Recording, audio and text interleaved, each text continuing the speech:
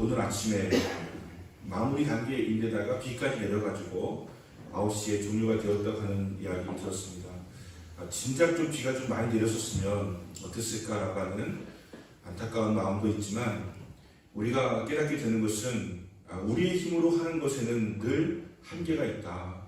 최선을 다할 뿐이지 이 모든 것에 최선은 역시 하나님께서 역사하는 것이다.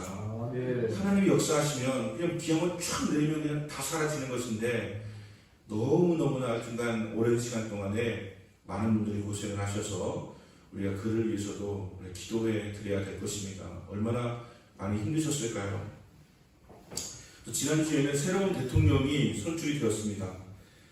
지난주에는 제가 말씀드렸다는 것처럼 우리는 승복하는 태도를 가져야 됩니다. 그것이 가장 중요한 민주주의의 태도인 것 같아요. 제일 중요한 것은 승복하는 거. 다수결의 원칙 하잖아요. 다수결 다 옳지 않은 거 알아요. 하지만 그래도 나와 다른 의견을 가지고 있더라도 다수결의 원칙을 정했으면 다수결로 했을 때, 결정되었을 때 그것을 순복하고 따르는 것이 성숙한 민주주의의 태도라고 생각을 하고, 하나님께서도 우리에게 원하시는 방법이 아닌가라고 생각을 합니다. 하나님은 우리가 볼 때 옳지 않던 로마 정권에게도 순복하라 이렇게 가르쳐 주셨어요.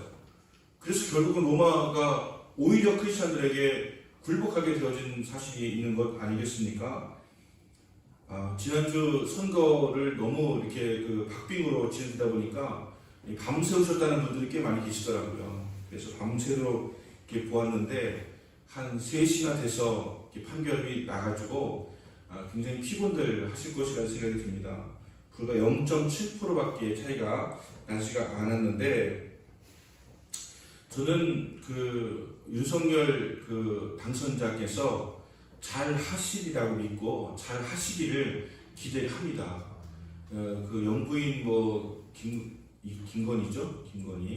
김건희 여사가 자기가 대학교 다닐 때까지는 신앙생활을 열심히 했었다고 하더라고요. 근데 그 뒤에 무슨 일이 생겼는지 여튼 사주팔자를 보시고 이렇게 좀 했지만, 어쨌든 간에 좀 신앙이 좀 회복됐으면 좋겠고, 저희 관점 목사니까 저희 관점은 나라가 이끌어가는 거 중요하지만 좀 그런 마음 깊은 것에 좀 하나님의 그런 어떤 역사와 도우심이 있으면 좋겠다고 하는 것이 저의 바람이기 때문에 좀 그랬으면 좋겠다고 하는 생각이 들고, 윤석열 당선자께서도 하나님을 두려워하고 백성을 사랑하는 마음으로 잘 이끌어 가셨으면 좋겠어요. 어느 역대 대통령보다도 많이 힘들 거예요. 왜냐하면 이렇게 표 차이가 없었던 적도 없었고요. 또 조사를 보니까 윤석열 후보를 찍으신 경우에도 절반은 마음에 안 들지만 찍었다라고 하더라고요. 절반은 마음에 들어 찍은 것이죠. 지금 정권 교체를 해야 되니까 절반은 마음에 안 들때 찍었다는 거예요. 그러니까 지금 윤석열 후보를 지지하는 마음은 4분의 1밖에 안 되는 거죠. 25%도 안 되는 그런 지지를 받고서 지금 하고 있는 거나 마찬가지이기 때문에, 그래서 더 많이 기도해 줘야 되는 마음이 있는 것이고, 크리스찬 전체를 위해서 제가 설교할 시간이 있다면 그렇게 이야기하겠지만, 적어도 우리 큰나무교회 성도들은 누가 대통령이 되든지 간에 그를 위해서 기도하는 것만큼은 우리가 쉬지 않아야 된다. 물론 그가 잘못하면 잘못한 이야기도 해야 되겠지만 기본적으로는 그를 위해서 기도해야 된다. 왜냐하면 그의 결정이 우리의 삶에 영향을 주기 때문이죠. 그분의 판단이 우리에게 중요한 결정을 주기 때문이죠. 잘못된 결정하지 않도록 우리는 늘 기도하고 깨워서 하나님께서 그를 도우시도록, 왜냐하면 그가 잘못 결정하면 우리나라에 큰 지장을 주기 때문에 하나님께서 그를 붙잡아 주시도록 우리는 기도해야 될 것이라고 하는 것입니다. 그렇게 악하고 그렇게 나쁜 사람들은 대통령 후보가 되지 못합니다. 우리나라 그렇게 만만한 나라가 아니고 국민이 아니에요. 웬만큼 되니까 그래도 후보가 되는 것이고 또 대통령이 되는 것이지, 우리의 절반이 지지한 사람이 대통령감이 아니다라고 하는 것을 생각하는 것도 우리의 잘못된 생각이 아닌가 합니다.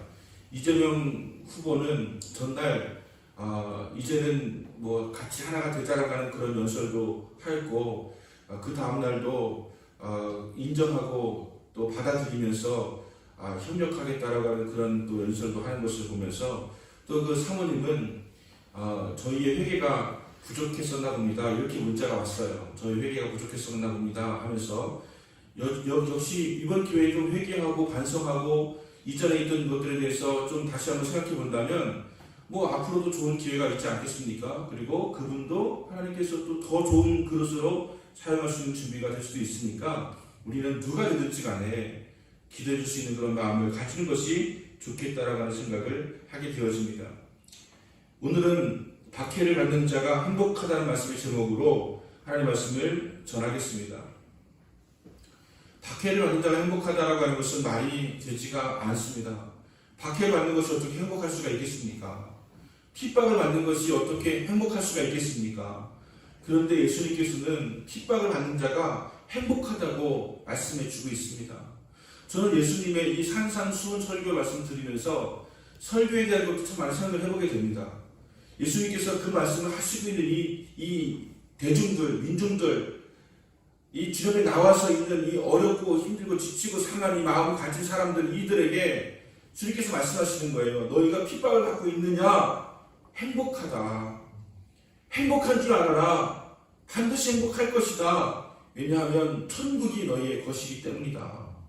1절 말씀도 심령이 가난한 자는 너에게 복이 있나니 천국이 너희의 것입니다 라고 말씀하셨는데 오늘 산상수훈의 마지막, 팔복의 마지막인 이 말씀 속에서도 천국이 너희의 것입니다 라고 말씀하시고 있는 거예요.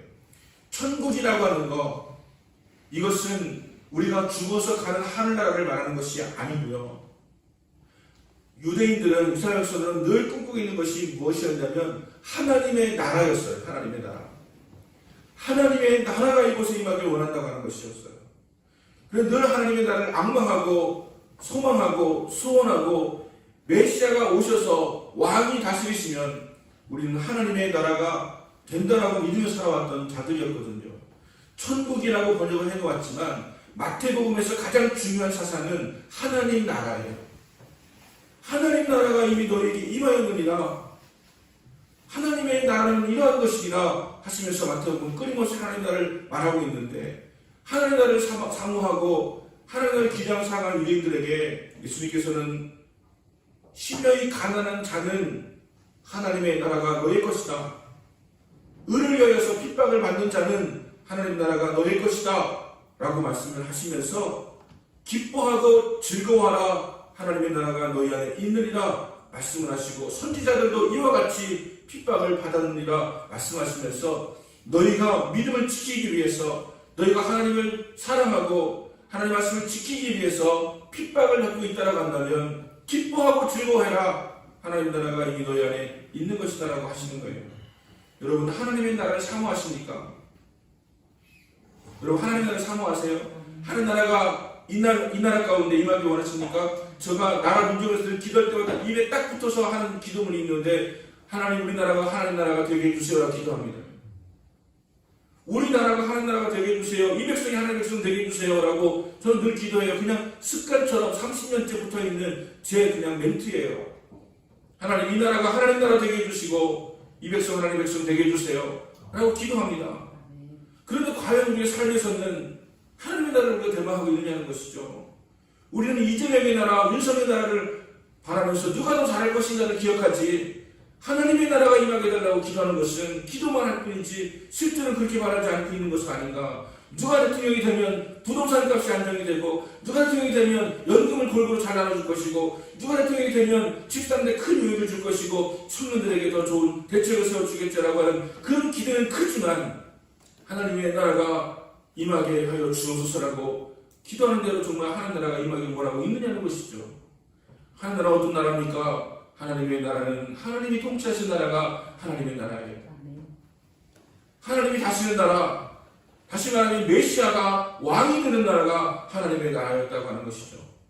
이들은 지금 하나님 나라를 기다리려고 지쳤어요. 하나님 나라를 기다리는데 왜 하나님 나라 오지 않고 자꾸 로마가 자기를 지배하고 아시리아가 자기를 지배하고 페르시아가 지배하고 바벨론을 지배하고 도대체 하나님의 나라가 언제 오는 것이냐 이렇게 대망하고 사모하는 이들에게 하나님의 나라가 너에게 임하였느니라 말씀을 하시는 거예요. 어떤 자에게 심령이 가난한 자에게 의를 위하여서 박해받는 자에게 하나님 나라가 임하였다라고 하는 것을 말씀하고 있는 거예요. 만약에 우리가 박해를 받는다. 그런데 우리가 너무 잘난 척하고 너무나 뻐기고 너무나 막 교만 떨고 너무 막 자랑질하고 막 아주 이기적이고 뭐 이런 모습 때문에 우리가 박해를 받는다 그러면 그것은 결코 하나님 나라가 임할 수 있는 박해가 아니죠. 우리의 박해는 앞에 전제가 있지 않습니까? 의인을 위해서. 의가 뭡니까? 여기서 의는 justification이라고 해서 righteousness가 아니고요, justification이라고 하는 거예요. 이건 법적 용어입니다. righteousness는 우리가 바르게 사는 걸 말하는 거지만 justification은 우리가 주님을 믿을 때 갖게 되어진 의가 justification 의예요. 우리는 죄를 지었는데 주님께서 방면 너는 무죄 이렇게 선언해 주시는 것이 의라고 하는 거예요. 여기서 말하는 의는 주님입니다. 주님께서 더 정확하게 분명하게 말씀하시는 것은 11절에 나로 말미암아 너희가 핍박을 받고 또 욕을 하고 거짓으로 너희를 거슬려 모든 악한 말을 할 때는 라고 하시면서 내가 바로 그 의다라고 하는 것을 분명하게 말씀해 주고 있는 거예요.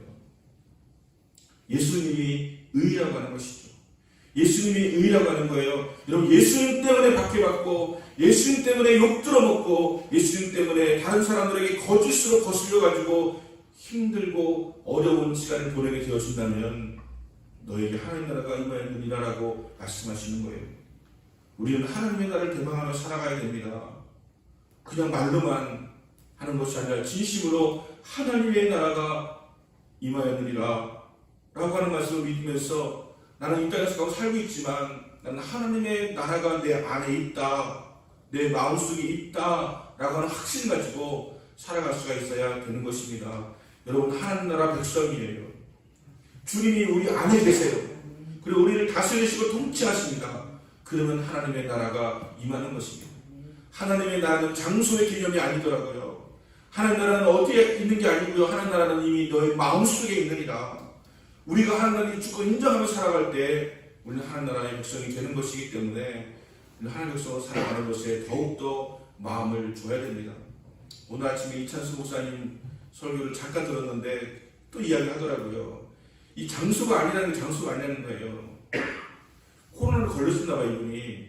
그래서 뭐 점심때가 되면 도시락을 문고리에 걸어놓으면 가져가서 먹고, 저녁 때는 또 걸어놓으면 가져가서 먹고 이렇게 하는데 그렇게 기쁘고 행복하더라는 거예요.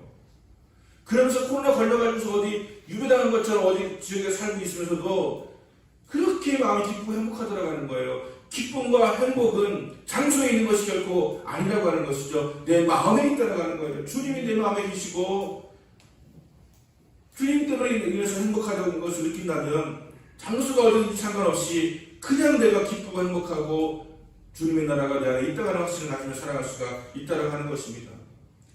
저는 또 불경스럽게도 또 그 생각을 했어요. 그분에게 배달되는 도시락은 얼마나 좋은 도시락일까. 성도가 2만 명이 넘는 목사님이 코로나 걸려가지고 배달되는데 문고리 걸어놨는데 그 도시락은 얼마나 괜찮은 도시락일까. 그런 생각이 들었지만 행복은 장소에 있는 것이 아니라 여러분 마음속에 있는 거예요. 여러분 마음속에 예수님 모시고 감옥을 하더라도 여러분은 행복하고 기쁘고 즐거울 수가 있다라고 하는 것입니다. 여러분 마음속에 하나님 나라가 임하게 되기 원합니다. 예수님께서는 이들을 바라보시면서 이들에게 맞는 말씀을 하고 있는 것이죠. 그래서 설교를 많이 돌아보게 되어지는 거예요. 하나님께서는 정말 무슨 이야기를 해도 알아듣지도 못하고 나하고 상관도 없는 그런 이야기를 하는 것이 아니라 핍박받고 있는 이들에게 너희들 핍박받고 있느냐? 기뻐하고 즐거워해라. 하나님 나라가 이미 너희 안에 있느니라 말씀을 하셔주시는 거예요. 이런 설교를 하니까 사람들이 구름대같이 몰려들고 또 주님 앞에서 많은 은혜를 받고 힘을 얻고 위로를 받게 되어지는 것 아니겠습니까? 예수님의 설교는 참으로 그들에게 가장 합당하고 적당한 설교를 하셨구나라는 생각을 하니까 나도 좀 설교를 어떻게 좀 그렇게 좀 잘했으면 좋겠다고 하는 그런 도전하는 마음이 생겨나게 되더라고요. 지금 러시아가 우크라이나를 지금 침략을 해가지고 우크라이나가 250만 명이 지금 가까운 폴란드라든가 이런 나라들 다 대피하고 또 피난을 가고 했지 않습니까? 그래도 참 감사하죠. 250만 명을 받아주는 나라가 있으니까. 우리는 도망갈 데가 없어가지고 그냥 남한에서도 밑으로 내려가서 부산까지 내려가서 부산이 지금 그 당시에 부산에 엄청나게 많은 사람들이 모여 살았다는 거 아닙니까? 그 피난촌 거기 돼가지고 부산이 그냥 그렇게 많은 그 사람들이 몰려 살게 되었던 것은 그냥 그로 다 피난을 간 거예요. 다 내려가서 또 갈 데가 없는 거예요. 배 타고 어디 일본 가겠어요? 제주도 가겠어요? 그냥 부산까지 몰려 거기서 그냥 완벽하게 고립되어가지고 살고 있는데 그러다 보니까 거기에는 여행객집도 많고 맛집도 많고 갈 데도 많고 막 한 곳이 부산이 되어졌던 건 아니겠습니까?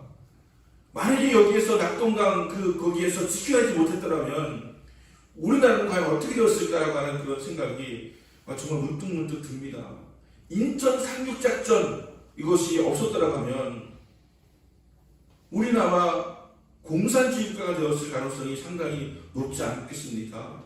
그래서 여러분에게 제안합니다. 여러분 삶에 인천 상륙작전을 한번 하시기 바랍니다. 언제까지 부산으로 그냥 밀려가지고 더 이상 도망갈 데가 없는 그런 삶을 사시겠습니까? 한번 푹 치고 올라와가지고 다시 인천 상륙작전으로 들어와가지고 다시 수도권을 서울을 탈환하고 올라가고 하는 그런 신앙을 해야 되지 않겠습니까? 한 번쯤은 좀 이렇게 흘러가는 대로 살아가지 말고 다시 한번 기도 한번 하기 시작하고 다시 한번 찬양과 예배를 좀 살아있는 예배를 드리면서 인천 상륙작전 우리 인생이 필요하지 않겠느냐 하는 것이죠. 인천 상륙작전 한번 하세요. 언제까지 밀리고 오면서 그렇게 더 이상 갈 데 없는 모습으로 살아가시겠습니까? 이제 한번 훅 치고 올라와서 부산에서 걸어오는 것이 아니고 인천 상륙작전으로 올라와가지고 이렇게 한번 하는 시간이 필요하지 않을까? 한번 결단하는 것이 필요하지 않겠습니까, 여러분? 언제까지 기도하지 않고 마음은 기도해야지 하면서 하겠습니까? 한번 결단하시고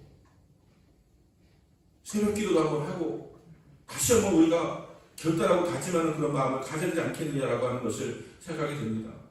우리나라는 도망갈 데가 없는 나라예요. 삼면이 바다로 쌓여 있어가지고 어디 갈 데가 없는 나라예요. 전쟁 나면 폴란드 갑니까? 헝가리 갑니까? 못 갑니다. 우리는 그냥 그 자리에 있어야 돼요. 여러분 전쟁 나도 그냥 여기 계셔야 돼요. 어차피 팡팡 싸대면 부산이고 뭐지고 안 도착한 데가 없어요. 미사일 다 도착합니다. 우리는 도망갈 데도 없는 나라예요. 전쟁이 나면 안 되는 나라예요. 그런데 우크라이나는 지금 우크라이나 서울 수도가 지금 굉장히 어려움을 겪고 있는 상황 속에서 250만 명, 300만 명이 지금 다른 나라로 피난가 있잖아요. 근데 제가 놀라운 것들을 중간중간 발견합니다. 우크라이나 사람들이 그렇게 기도를 많이 한대요.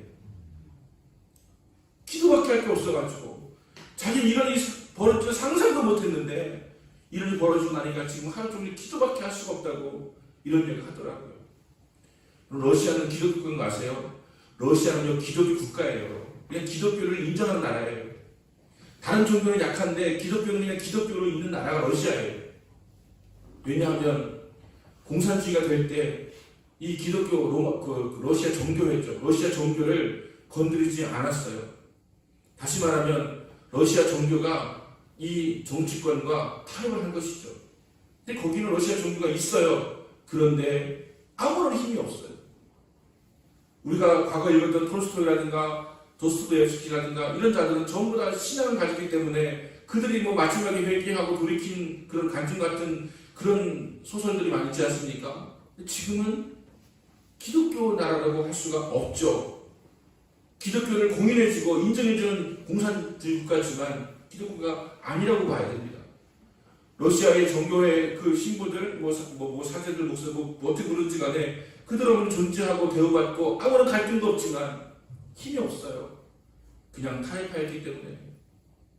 그들이 정말 의를 위해서 핍박받는 것을 각오하고 의를 위해서 정말로 투쟁하고 싸우고 하였다고 한다면 어쩌면 그들 속에서는 우리는 해산될지도 모른다, 우리는 끝날지도 모른다는 생각을 했을지도 모르지만 이렇게 유약하고 이렇게 아무런 힘이 없는 아무런 영향력을 주지 못하는 그런 교회를 주님께서 원하실 것 같지가 않다고 하는 생각을 하게 되어진 것이죠. 근데 중국은 다릅니다, 여러분. 중국은 제가 다녀왔지 않습니까? 중국 가면 신앙이 너무 좋아요.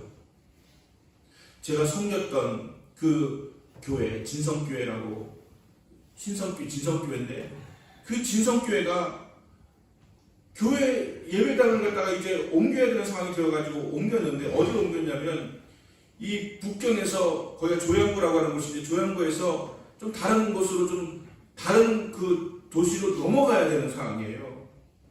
거기로 교회를 옮겼어요. 그냥 집 2층 집인데 3층 집인데 3층 집을 얻어가지고 이 1층을 그냥 채플로 하고 뭐 이렇게 하면서 그 얻었어요.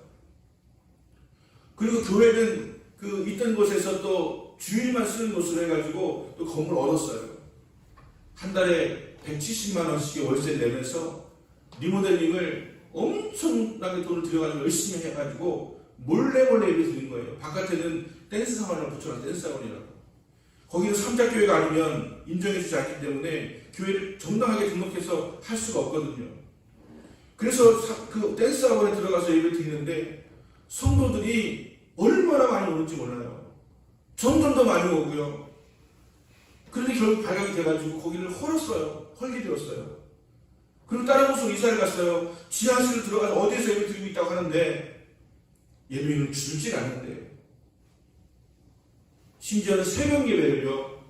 제가 새벽 예배 일주일 동안 인도를 했는데 새벽 예배 참석한 사람이 50명인데 새벽 예배를 그 유튜브 방송으로 송출해서 받는 사람이 150명이에요.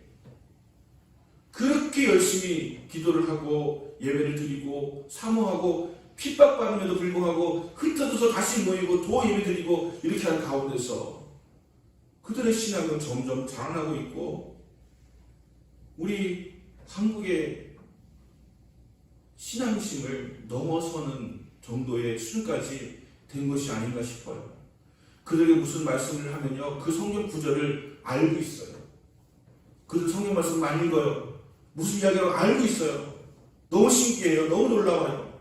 그렇게 사모함으로 성경 말씀을 날마다 읽고 또 찬송을 부르고 기도하면서 삶을 살아가니까 하나님이 중국 공산당들은 지금 기독교를 탄압하기 시작했어요.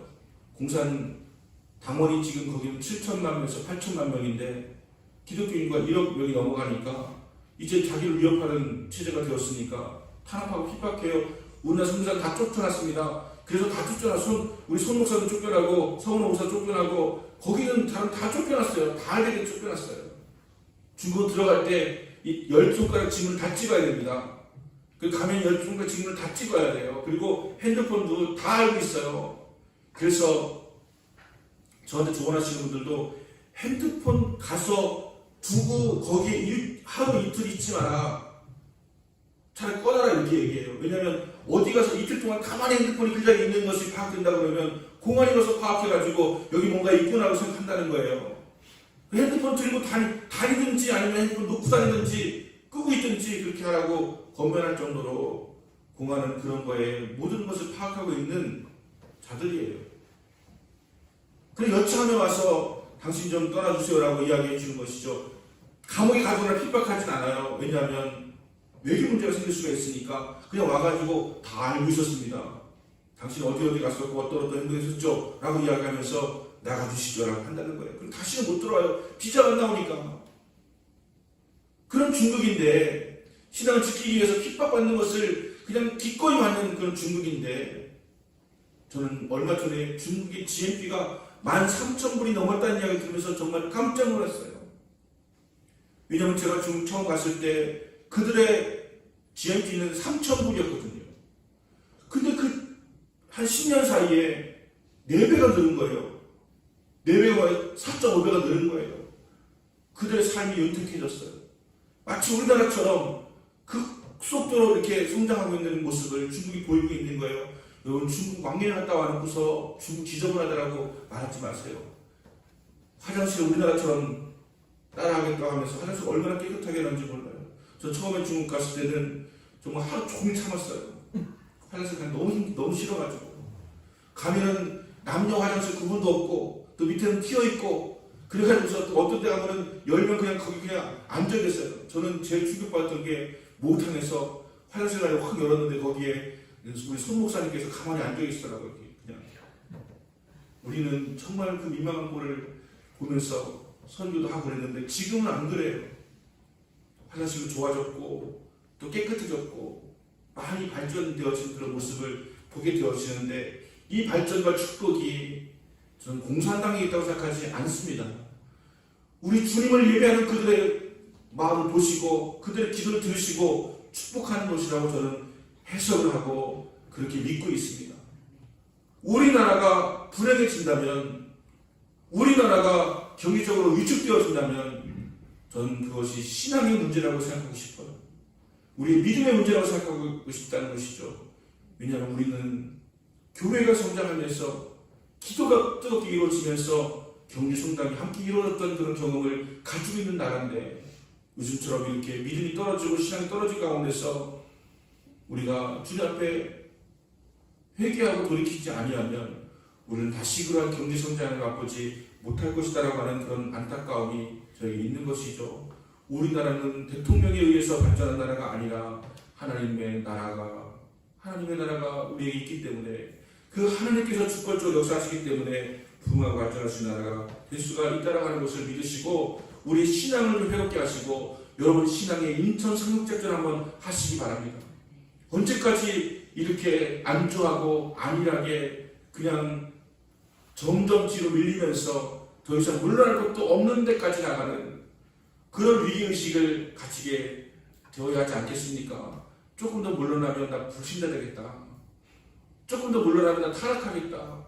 그 정도까지 갔는데도 우리가 다시 돌이킬 생각을 하지 않고 있으면 우리는 우리 마음이 공산당이 될 수 있어요. 공산주의가 될 수가 있어요. 어디까지 밀리실 거예요? 우리의 나라가, 우리의 마음의 나라가 사탄의 나라가 될 수가 있어요. 어디까지 밀리시겠습니까? 그렇게 무장하지 않고 그렇게 싸우지 않고 그냥 점점 밀리기 시작해가지고 어디까지 밀려야지 우리가 다시 일어설 수 있겠습니까? 심지어는 우리의 힘으로는 일어설 수가 없는 그런 상황이 우리에게 닥쳐가지고 다른 나라가 도와줘야지 일어날 수 있는 나라가 되는 나라가 되어지면 안 되지 않겠습니까? 의를 위해서 핍박을 받는 자는 복이 있다라고 말씀하시는 것은, 우리가 핍박을 받는 자리에 일부러 오고 가자는 얘기가 아니라 어떤 상황 속에서도 우리가 예수님을 지키고 의를 지킬 수 있는 그런 마음을 가져야 된다고 하는 것이죠. 제가 이 말씀을 가지고 설교 준비를 하면서 좀 참 난감해졌습니다. 나도 예수를 믿는다는 이유로 핍박을 크게 받아온 적이 없는데, 우리 성도들도 하나씩 떠올려서 묵상을 해보아도 그렇게 핍박받으며 살아가는 분들은 없는 것 같아요. 우리가 미전도 동족에 가서 선교하는 것도 아니고, 예수 믿는 사람들에게 전도를 하다가 거절당하거나 핍박을 받는 것도 아니고, 이러다가 하늘의 상을 받지 못하는 것이 아닐까라고 하는 두려움이 생겼습니다. 여러분, 누군가에게 거절 받을 각오로 전도해 보신 적 있으십니까? 우리는 지금은 싫은 소리 하면 안 된다. 누가 싫어하는 소리 갖다 하면 되겠냐고 그렇게 하면서 평상시 싫은 소리 엄청 하면서도 전도하는 싫은 소리는 안 하는 그런 마음이 우리 있지 않습니까? 누가 거절할까봐 걱정돼가지고 전도 안 해보신 적 있으십니까? 우리는 예수 믿는 이유로 핍박받을 이유가 별로 없습니다. 그 이유 중에 한 가지는 우리가 더 이상 누군가에게 예수 복음을 증거하지 않기 때문인 것이죠. 각자 사는 거예요. 그 사람 살고 나서 살고 사는 거예요. 누가 구원받는 거 중요하지 않아요. 내가 구원받으면 되는 것이지라고 생각하면서 사는 것이죠. 심지어는 나의 구원의 의식도 확고하지가 않아가지고 내가 천국 가는 게 그게 중요한 것이 아니고 내가 이 땅에 잘 사는 게 중요하지라고 여기면서 어떻게든지 간에 그냥 행복하려고, 어떻게든지 간에 좀 즐기며 살려고 그런 마음으로 막 수다하고 가리지 아니하고 돈 벌고 사람 이용하고 그렇게 살아가려고 하고 있지 않습니까? 어제 저에게 아들이 전화가 왔어요. 아빠, 내가 외골목에서 어떤 차, 엄청 좋은 차인데 그 차가 막 나한테 막 밀고 와가지고 자기가 넘어졌대요. 그리고 다시 일어날 수 없는 그런 상황, 이렇게 좁은 상황이 되어가지고 힘들었대요. 그런데 어떤 친구가 이야기해 주는데 그런 상황도 고발하면 벌금을 보상을 받을 수 있다고 하는 이야기를 들었대요. 뭐 어떻게 할까 그렇게 물어보더라고요. 너 어디 아프냐? 안 아프대요. 그럼 하지 마. 아프지도 않은데 하지 마. 이렇게 이야기를 했습니다. 여러분, 저는 요즘 아이들이든 어른들이든 모두가 다 기회만 있으면 어떻게든지 간에 좀 그 어떻게 좀 보상을 받아볼까, 더 어떻게 좀 뜯어볼까 하는 그런 마음을 가지고 있다고 한다면 여러분 이것도 우리 크리스찬들이 좀 다시 한번 생각해봐야 할 그런 부분이 아닌가라고 하는 생각을 하게 되었습니다. 여러분 우리에게 가장 중요한 것은 의예요. 예수님이에요. 주님의 뜻이에요. 이것을 우리가 잃어버리고 그냥 세상적인 사람들과 전혀 다를 바가 없이 살아가니까 세상 사람들도 우리에게 너희는 나와 다를 바가 전혀 없다라고 여기면서 아무런 기대도 없고 아무런 신비감도 없고 아무런 소망도 가지지 않고 살아가고 있는 것 아니겠습니까? 크리스찬이면 뭔가 다를 것이 있어야 되는데 다를 것이 하나도 없는 인생을 살아가면서 우리에게 어떻게 하나님 나라가 우리 가운데 있다라고 말할 수가 있겠습니까? 저는 우리 교회 묵상을 하면서 그런 생각이 들었습니다. 요즘 박해보다 어쩌면 손해가 중요한 것이 아닌가 생각이 들었어요. 우리는 손해를 안 보려고 합니다. 박해도 받을 이유가 없어서 손해 안 보려고 하는 것이죠. 제가 요즘 목회하면서 아쉬운 것이 있습니다. 요즘 세종시에 사시는 분들이 교회를 안 오고 있어요. 세종시에 사시는 분들이. 저는 세종시에 살아도 한 3, 40분이면 뭐 달려올 수 있다라고 생각을 하면서 그냥 올 수 있을 텐데라고 하는 생각을 하면서 이렇게 지내왔었습니다. 그렇게 나오시면 하늘의 복을 받을 것이고 몇 년을 잘 나오셨는데 적어도 우리 교회를 10년 이상은 잘 나오셨는데 요즘에 안 나오고 있어요. 제가 그 생각을 하면서 어떤 생각이 있었냐면 전에 김동호 목사님이라는 분이 계시는데 이분이 지금도 영향력 있는 목사님이시지만 제가 그 처음에 전사대구만 있을 때 한 5, 6년 동안은 김동호 목사님 정말 매니아였어요. 매니아.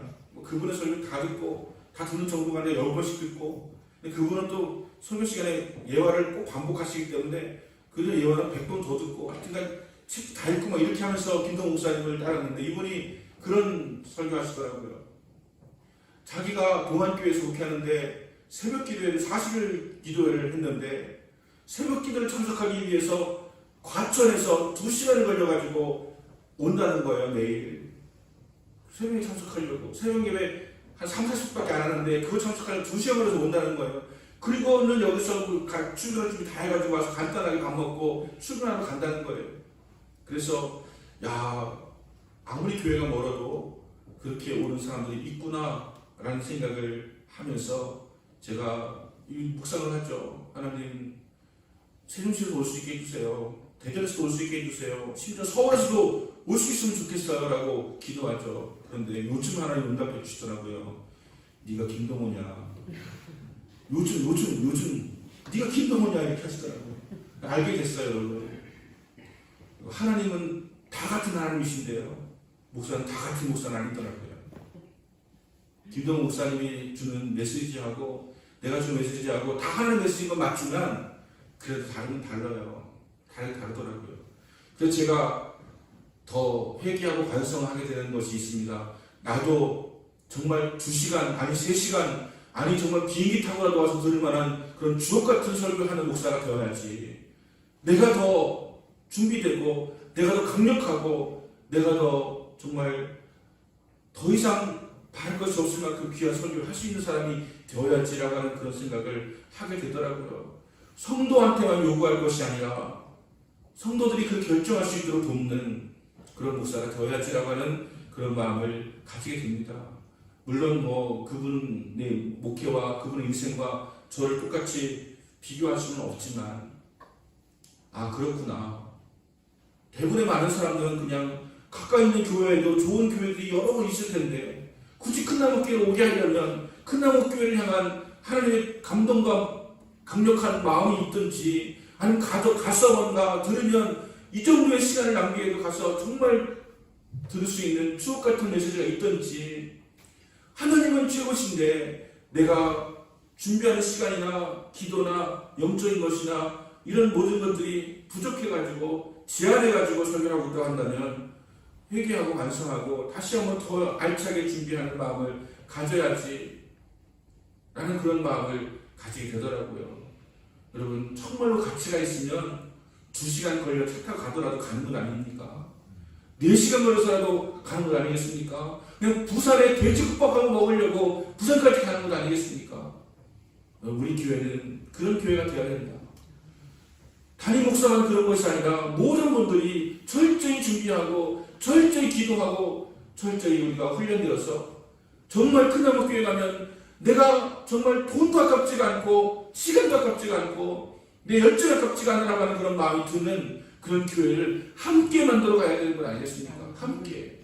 저 혼자만 한다고 되는 것이 아니고 함께 만들어 가야 되는 건 아니겠습니까? 찬양을 해도 아까 제가 찬양을 할 때 좀 바라보자고 이렇게 이야기했었는데 찬양을 할 때 이렇게 바라봐 주시면 힘이 나요. 설교할 때 바라봐 주시고 아멘 하면 힘이 납니다.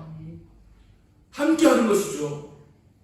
그렇게 마음을 모아서 나아갈 때 우리 교회에서 정말 놀라운 신비한 일들이 벌어지게 되어지지 않겠습니까? 우리 교회는 절반이 대전하고 시동 사람들이야. 이렇게 대할 수 있는 교회가 될 수 있지 않겠습니까? 그런 것들은 우리가 함께 해나가는 것인데 동일하게 입장에서 말씀드리면 여러분들이 어디에서 많은 시간을 들이고 비용을 들여서 오게 되어준다면 손해를 보는 것 아니겠습니까? 손해를 보는 것을 우리 견디지 못하잖아요. 손해를 본다 할지라도 여러분 집 앞에 예배하기 위해서 나오시고 교회를 위해서 나오신다면 하나님께서 말씀하시죠.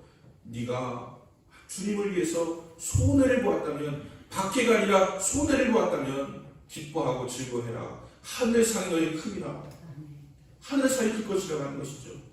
하늘상을 바라보고 살아가는 여러분 되시기 바랍니다. 네. 하나님 앞에 우리 물질과 시간을 아까워하지 않고 나아갈 수 있다고 한다면 하늘의 상이 크게 되어줄 것이다라고 말씀을 하실 거라고 하는 것입니다. 여러분 뭔가 긴장이 떨어지면 우리 담임 목사, 우리 사역자들의 긴장이 떨어지고 마음이 약화가 되면 성도들에게 바로 영향을 끼칠 수 있다고 하는 마음을 가지게 됩니다.